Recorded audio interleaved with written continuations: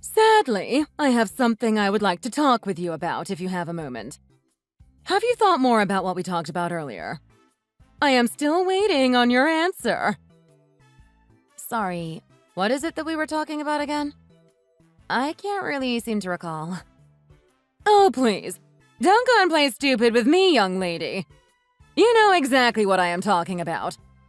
I am talking about the talk we had the other day about me moving in with you and Jeremy. That talk. Oh, right. That. I'm sorry, but I was under the impression that we had already talked about all of that and that I told you the answer was no. You can't come live with us. Ugh. You can be such an insolent little brat sometimes. Do you know that? Why do you always have to be so stubborn? Do you really hate the idea of having me living with you two that much? Do you hate me that much? How about we just all try to live together for a week and see how it goes? I mean, don't you think that all these fears might just be in your head? I doubt it would be half as bad as you are imagining it would be. What? Grace, no. Of course I don't hate you or anything like that. I just think that having 3 people all sharing the same space would be pretty difficult is all. And besides, we are all active at different parts of the day. So someone in the house would always be making noise and keeping the rest of us up. But you wouldn't have to worry about that at all. After all, I know that you do most of your work at night, right? And then you sleep in the daytime. But if I lived with you guys, then I could take care of all the housework in the afternoon and you could wake up to a clean house every evening. You see? It is a win-win for everyone. Well, the thing is that Jeremy and I already split the housework and there really isn't that much to do anyways. So I don't think we would really get that much out of a third person contributing. Okay, but come now. Do you think Jeremy really wants to have to keep cleaning up the house over and over again? I am sure that he is just so tired after he comes home from work. If the 3 of us all lived together, then all of your work would decrease and we'd all have more time to enjoy the day. Grace, I am really thankful that you would be so eager to help if we were to all live together, but I just really don't think I would be okay with it. Jeremy and I both agreed that it would just be the 2 of us living together, even before we got married, and I haven't changed my feelings on the matter since then. I really hope that you can understand. But our situations were totally different back then, weren't they? I mean, think about me. My daughter, Anna, moved out and my husband died not so long ago. It gets so lonely living all by myself. I understand, Grace. And I'm sorry that things are feeling really hard for you right now. I really truly am, but I just can't see it working out well. Well, it's not just that I'm lonely. Most nights I am also scared. I mean, I'm already an old woman. Now that I am living alone, what am I supposed to do if a burglar breaks in here or something? I'd be totally defenseless. Or what if I fell and there was nobody there to call an ambulance for me? You don't understand these kinds of fears because you're still young, but they are very real and frighten me daily. Grace, I really am sorry that you are feeling this way about your situation right now. But if you are really that worried about living alone, then why not talk to Anna about moving in with her? Oh no, I could never live with that girl. We really don't get along if we are together for long stretches of time. And you know that she told me that she doesn't even want to get married. I think I would be much happier living with you two than her. Well, I won't lie. That does very much sound like the Anna I know. But even so, I'm sorry, Grace. Well, please, can you just think about it one more time? If you are worried about how I will pay for myself, I still have lots of money left in savings, so there is nothing to be concerned about there. And I promise that I won't cause any trouble for you both while I am there. There will be nothing to worry about, I swear. Grace, I can't apologize enough, but this is something that Jeremy and I agreed to before we were even married. I think that even if I try bringing it up with him, that the answer is still going to be the same. I can't believe this. You both are really going to make a poor old woman live by herself in this dangerous world we live in. Don't you two even worry about me anymore. Just, please, talk to him about it one more time for me. There is no rush for an answer. I can be patient. Okay, thank you. Bye. Grace, I'm sorry, but you can't just ask that of me and leave.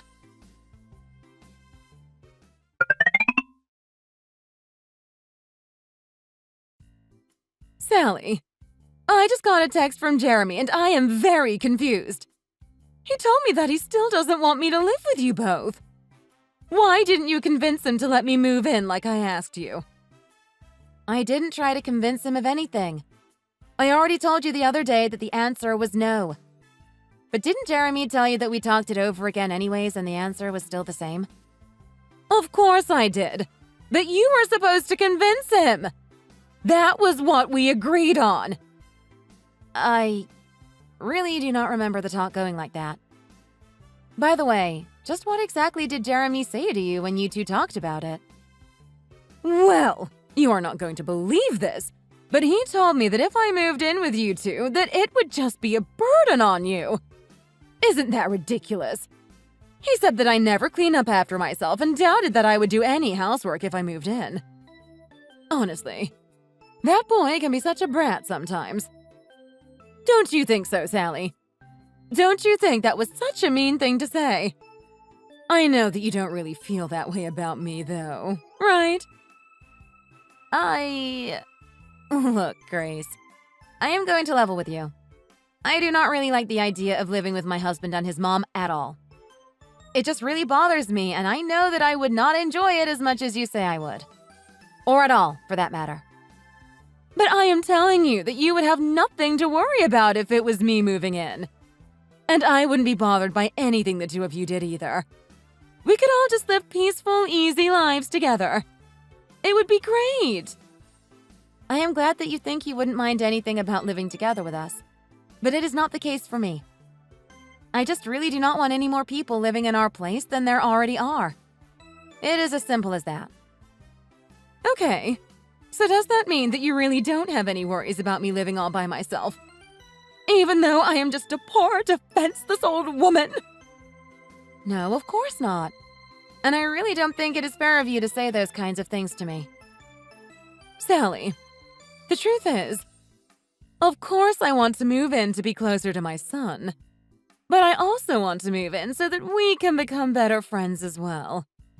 Is that really so bad? That I want to get to know my son's wife a little better? Grace, of course that isn't a bad motivation, but I just do not want to live together, and that is that. I really wish you would just respect my wishes about this. If you really want to get to know me better, I think there are other ways that we can make that happen that don't include you moving in with us. I can't believe it. All I want is to be your friend, and you are literally leaving me out in the cold to fend for myself. I never thought my life would come to this. Honestly, how much longer do you think I even have left on this earth? Okay, Grace. I think you're being a little overdramatic with this old woman talk. I mean, you are only 50 years old. That is middle-aged at best by today's standards. I am sorry that you are so worried about your age. But you are healthy, and I think that you still have a lot of life ahead of you. I don't think there is any need to worry as much as you are. But one day I won't be healthy. And then who knows what will happen to me? Who knows how much longer I will last after that? I mean, my husband wasn't much older than me when he suddenly passed. What if that happens to me? How will you feel then? You can't just pretend like I'm not your problem until it's too late. You're right, Grace. I'm sorry. I didn't mean to be insensitive about Harold's passing. So then you'll change your mind then. You'll think again about letting me live with you and Jeremy. Then if you two have kids and one of you is sick, I will be there to take care of them while you are bedridden. Okay, but Jeremy and I have already talked about this. Talked about what exactly? Just that if we did have kids, that we could take maternity or paternity leave. And that we would probably send our kids to a preschool anyways. If anything happened, we would probably just rely on those things instead. What? You would send your poor babies to a preschool? You would send them away from their home at such a young age. What's the point of even having kids if you were just going to hand them off to strangers to take care of? You need to be more present in their lives. I understand that you feel that way, but the two of us have talked and we reached a different conclusion. I mean, I went to a preschool when I was young and I never once felt like I was being sent away or that my parents didn't love me or anything like that. My parents were absolutely there for me before and after school. Well, then maybe you are an exception. But kids need to be at home until they are old enough to really start school. And if I was at home, then I could be sure to keep an eye on them while you and Jeremy kept busy with your jobs. Then, when you come back home, there would be so much less for you to deal with. How can you not see the positive in all of this? Grace, please. I really feel like you are just not listening to me. I really appreciate all the help that you are offering us, but the answer is still the same. Well then what would the other do if one of you got sick with something terrible or suffered some big injury and couldn't move? Could you both really just leave the other to do everything around the house while the other was incapacitated? We have thought about what we would do in a terrible scenario like that and have already started putting away some money just in case something terrible like that does happen. But the thing is that something like that hasn't happened yet and doesn't seem likely to in the future. But you can't know that! You never know when disaster is going to strike. Just please, think about all the possibilities. Look, Grace, I am going to tell you this once and for all. You are not going to be moving in with us. That is our final answer and it is going to stay that way. But why? I still don't understand why you won't let me live with you. And just so you know, the answer would be the same even if we were to have kids. In that case, I would quit my job and stay home to take care of them while Jeremy would continue to work. Jeremy and I have already agreed on all of this and do not plan on changing our minds anytime soon. I am your mother-in-law, the mother of your husband. How can you treat me this way? Have you no shame? Look, in our marriage, my parents are just the people that raised me. Of course, I love and respect them, but they have no further say in my adult life than that. And I am very grateful that you helped raise Jeremy into the person that he is today. But the answer is still and shall remain a strong no. Well, when you marry someone, your spouse's parents are no longer just their parents. They become your parents, too. It doesn't matter who birthed who. I am your mother as well, and you need to show some more respect. I didn't just raise my son. I became your mother the moment you said I do to him. Grace, I just do not see things that way. It is as simple as that. When I said I do, it was to Jeremy and Jeremy alone. I was not agreeing to become anyone's daughter or anything like that. Do you even hear yourself right now? You are sounding ridiculous. Do you really think you could have married my Jeremy without my explicit permission?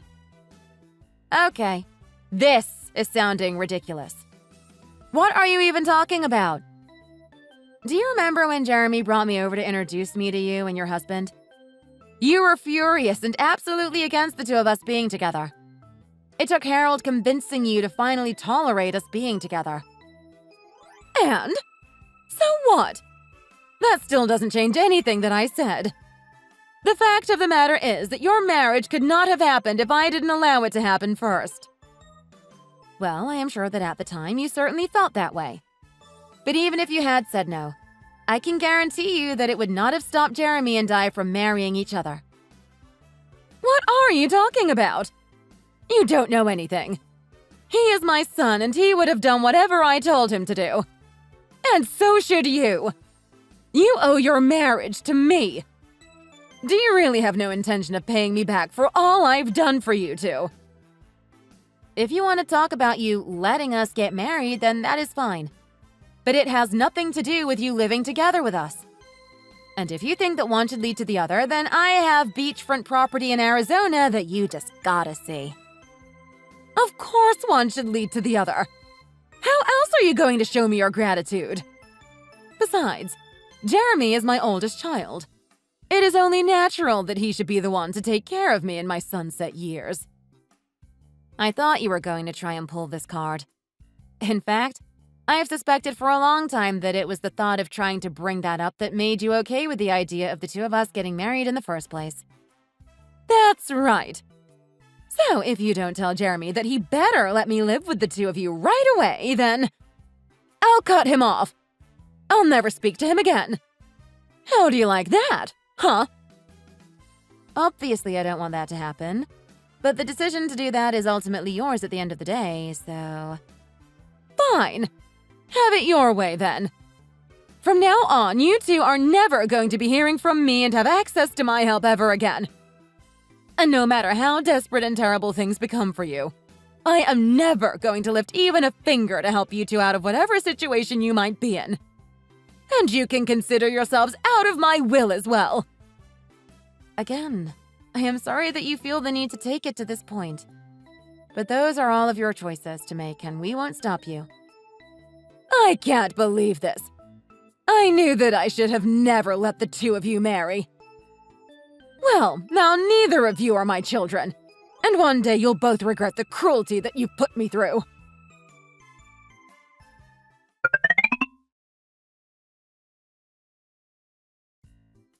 Hello.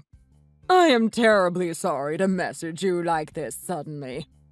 This is the number for Sally Freeman, correct? Sorry, is this Grace? Is something the matter? Why are you talking to me like that?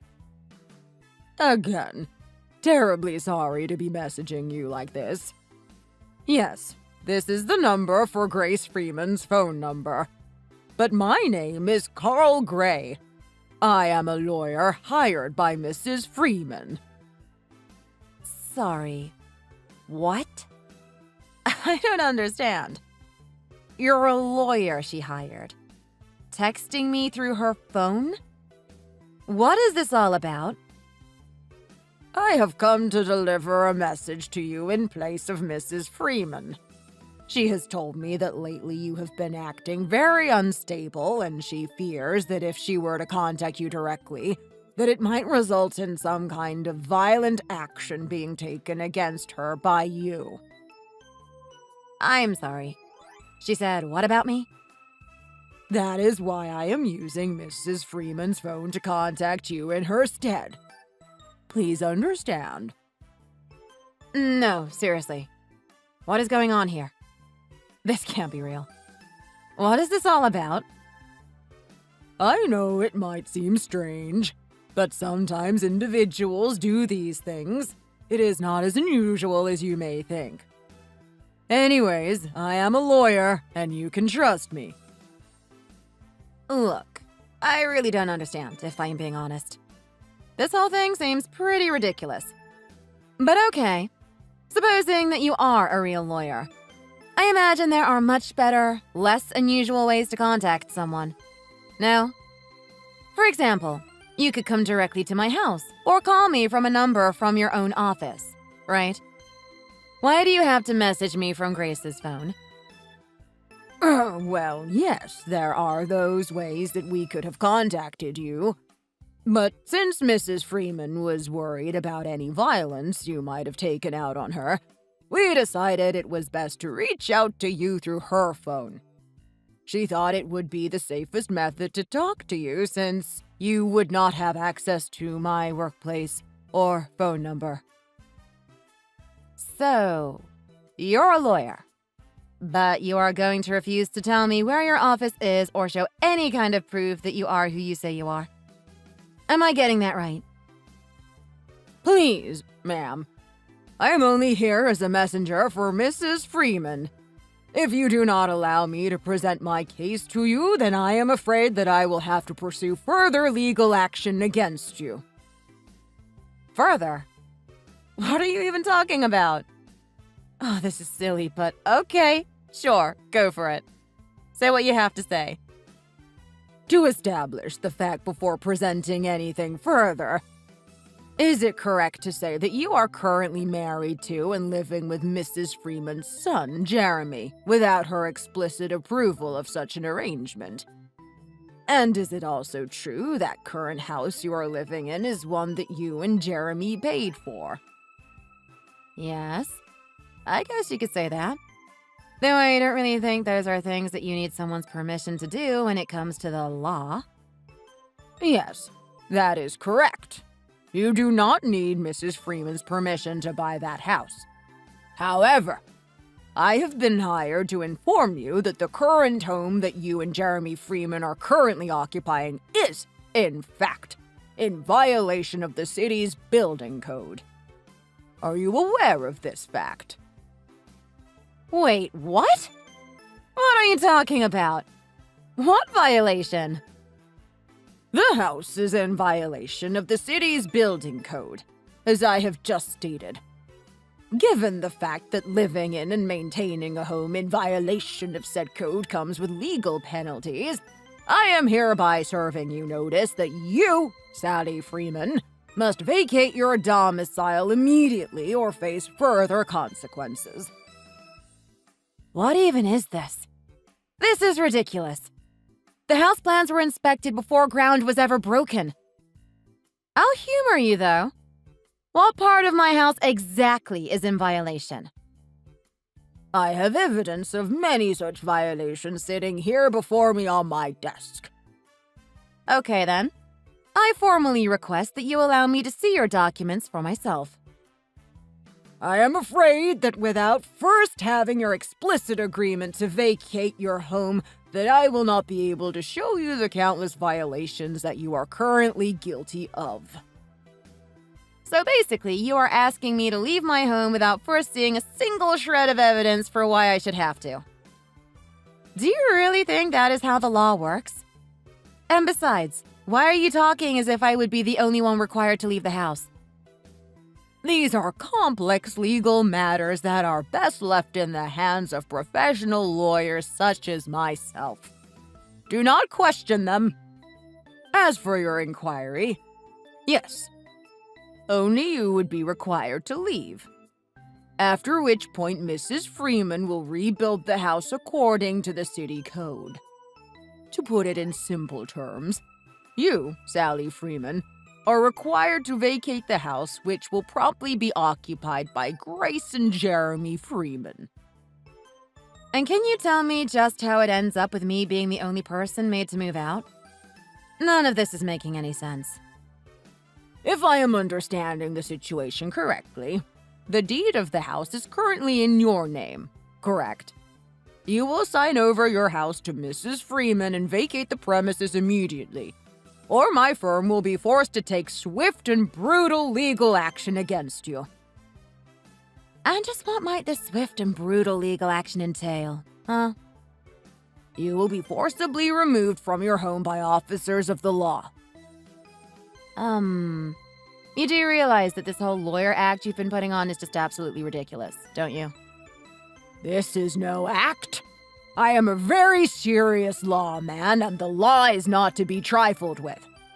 I have been hired by Mrs. Freeman to protect her interests and the integrity of the law, and I take my job very seriously. I see. I am so sure about that. You are hereby served with a 1-week notice to vacate the premises. If you have not done so in the allocated period, then I will be forced to begin preparations to have you forcibly evicted. Thank you for your cooperation. I am sorry, but this whole thing seems a little one-sided to me. Isn't there supposed to be a chance for me to state my case? You can't just say, "Thank you for your cooperation," and disappear. If you have any qualms about the facts of the matter that I have presented to you here, you are free to bring them up in a court during a civil trial. Are you seriously trying to challenge me to take this fake lawyer to court? Is that really what you want to have happen? I am merely informing you of your rights to a fair and impartial trial under the law. Though I feel it is my duty to warn you that cases like these are usually quite long and very costly. After all, the blame for all of this does lie solely on you. It is my professional opinion, as a licensed and legitimate lawyer, that this is a case that you simply cannot win. I see. Well, in that case, you do what you have to do, and I will do what I have to do. How does that sound? Should I present that as your answer to Mrs. Freeman, then? I am sure that you are quite busy with your work, so please take some time to think a bit further on how you would like to respond. And if you change your mind, feel free to get in contact with me at this number.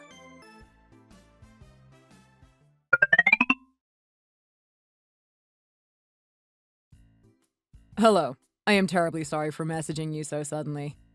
This is the phone for Miss Grace Freeman, correct? Hello? Yes. This is she. Sorry, may I ask who this is messaging me? Good. Pleased to meet you. My name is Dan Lansbury. I am a lawyer hired by my client, Mrs. Sally Freeman. Excuse me. You're a lawyer? Wow, she really did go so far as to hire a lawyer. Nah, no way. I don't believe it. Show me proof that you are who you say you are, or quit wasting my time. Yes, of course. I am so sorry to bother you. I tried going to your house to speak to you personally, but it appeared that no one was home. I have actually tried calling you several times, but got no answer. However, if you search this phone number, I am sure that you would be able to find my firm. And if you chose to come by, then I would be more than happy to show you my business card. Wait a second. You came to my house? Are you really a lawyer? And this isn't some kind of joke. No, ma'am. Here, I will send you a picture of my business card. I hope that serves as enough proof for you. Wow. So you are a real lawyer. Sorry, I just really didn't think that Sally would have gone so far as to hire a lawyer. Well, if I understand it correctly, you were the first to approach my client with a lawyer that you hired. In fact, that is what I would like to discuss with you today. Oh, right. That. So, then what about it? What would a lawyer like you want with me? Well, I had a couple questions about the lawyer whom you had contacted my client. I was wondering if you might be able to share with me the name of his firm. Well, I couldn't share information like that with you. Oh, well, may I ask why not? Why not? My lawyer asked me not to. Lawyer's code or something like that. Pardon my saying, but I don't think it is that you don't want to tell me. I think it is rather that you can't tell me.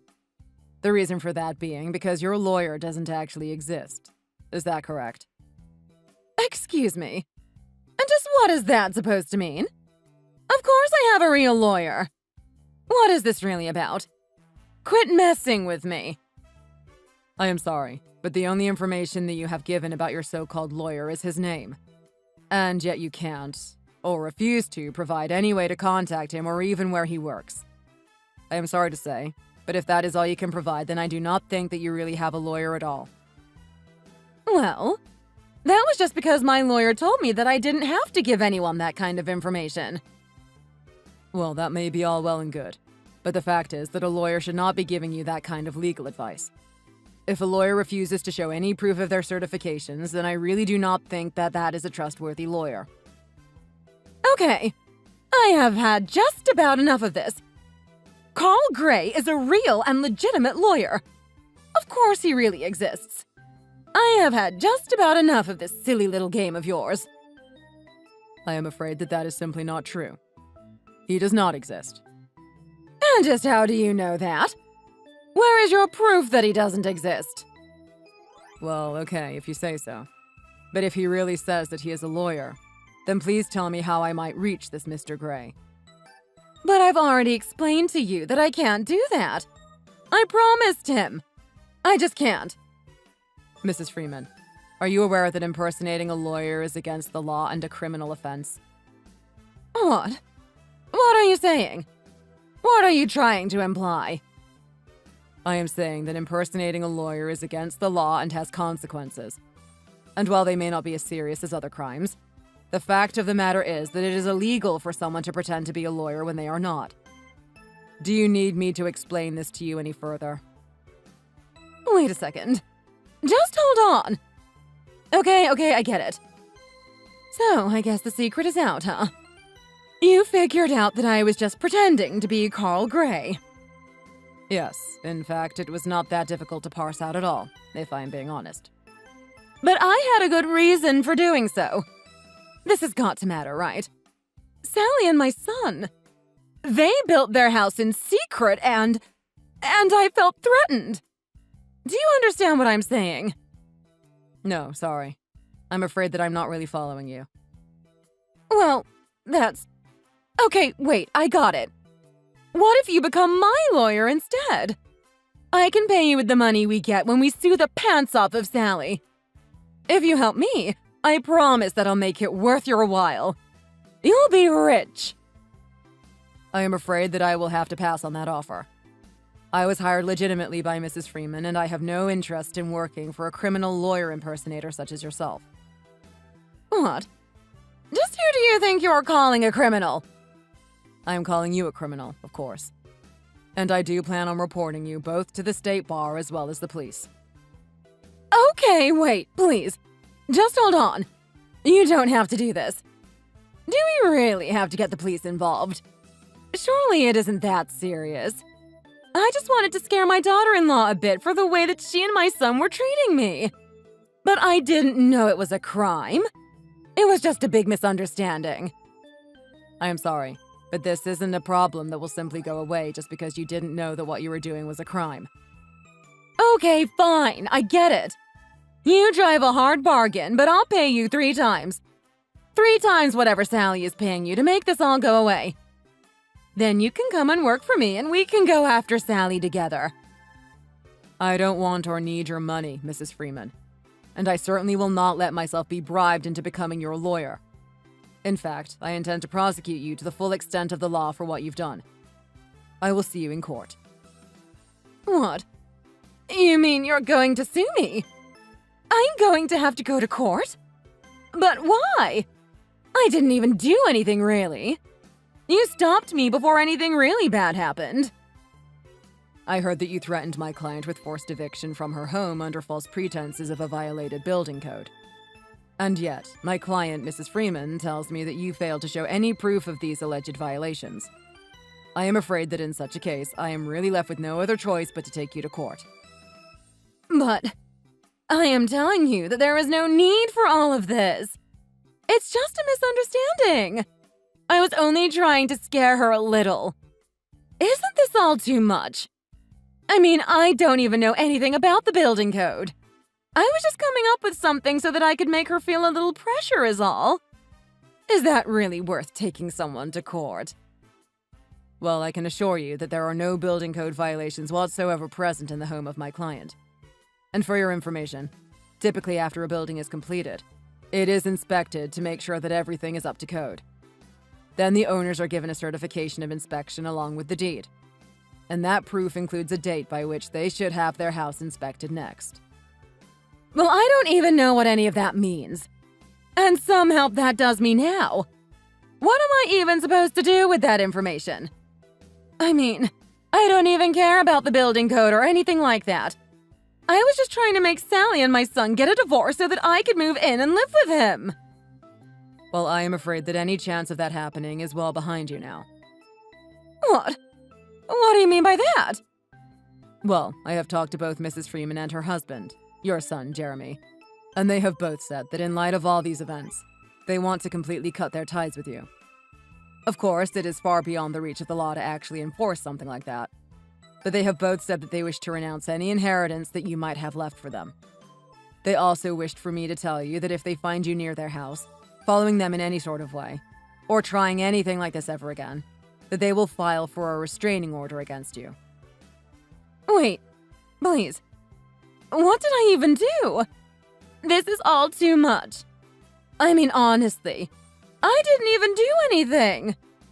Besides, I'm their mother. They can't just throw me away like this. It's unacceptable. They can't do this to me. I am merely their lawyer and passing along what they wished for me to tell you. I don't really have any control over the situation at all. But then, well, can you tell me what is going to happen to me? Well, you might be arrested for what you've done. Or you might get away with just a fine. To be honest, I can't give you a clear answer without seeing how the case develops. You can't be serious. I'm Jeremy's mother. I'm Sally's mother-in-law. I'm practically her mother, too. They can't do this to me. You keep calling yourself their parent, but I am afraid that even if that were true, that still does not mean that you can do whatever you would like. Even children have rights. And the fact of the matter is that what you did was a crime. But I didn't know. How could I even know something like that was a crime? Well, whether or not it will be treated as a crime is ultimately up to the police and the state bar, not myself. But either way, I hope that you can take some time to reflect deeply on what you've done here. Please, wait. You can't just leave me like this. I'll have nowhere to go. You have to help me.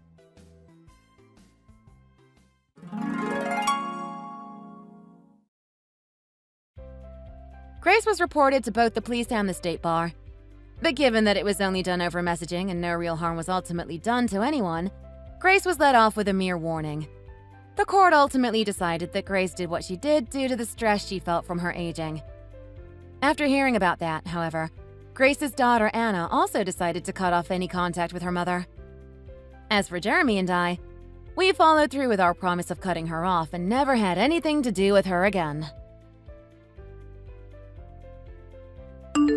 Thank you for watching. If you liked this video, please give it a thumbs up and don't forget to subscribe to see more content like this.